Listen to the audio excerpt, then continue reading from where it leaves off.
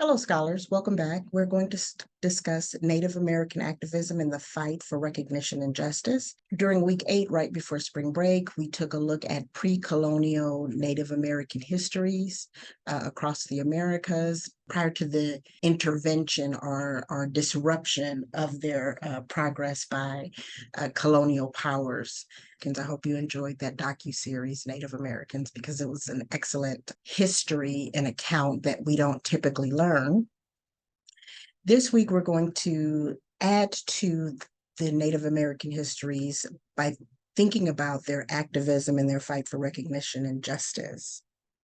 Before we get into the readings for this week, I wanted to share with you this timeline on history.com. This is an excellent timeline that gives you some of the more detailed histories that you don't necessarily learn in school after or at the point of interaction with Christopher Columbus, all the way up until 2021.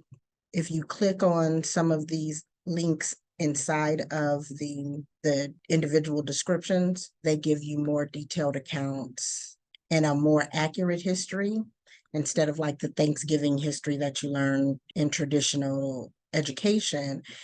This one discusses the way that Columbus saw Indigenous Americans as obstacles.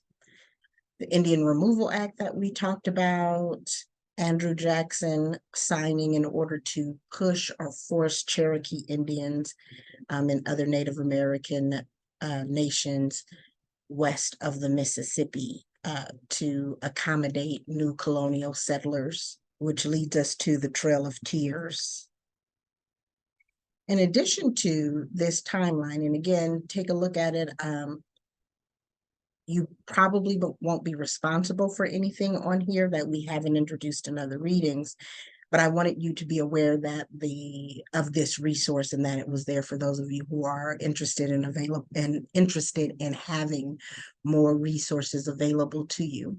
In addition to that, there's this link, this site by the Smithsonian, the National Museum of the American Indians, Nation to Nation.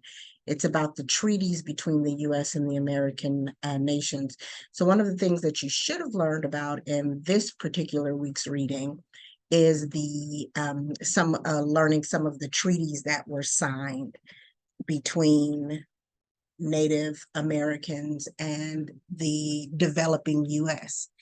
So this particular site looks at the treaties. You can click the link. It will open up the treaty for you, give you some information on the treaty.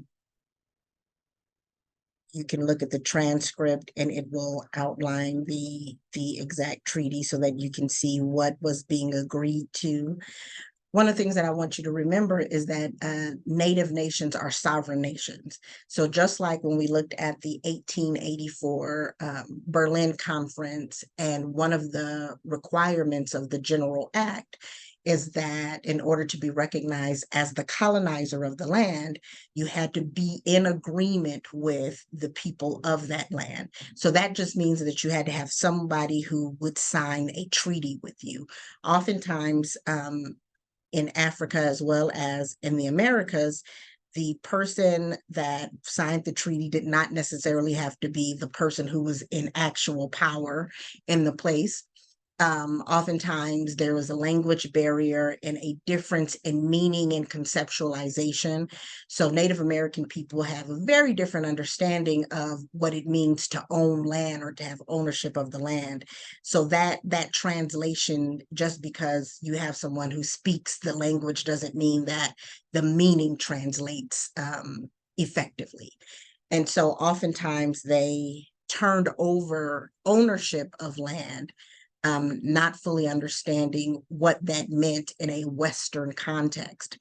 So I wanted you all to have those two resources, just in case you're more interested in learning about U.S. and Indigenous histories and relations, in case you are interested in having more of a fuller context or a nuanced context of what happened to Indigenous people and how we get to the point that we are at today.